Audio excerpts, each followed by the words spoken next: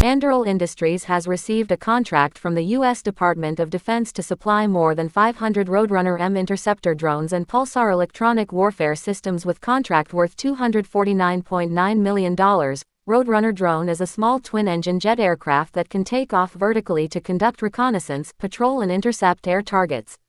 Russia has launched its new diesel-electric submarine Yakutsk, completing the series of 6 submarines for the Pacific Fleet. Yakutsk is known for its stealth capabilities and combat efficiency, equipped with advanced systems that make them formidable assets in anti-ship and anti-submarine warfare.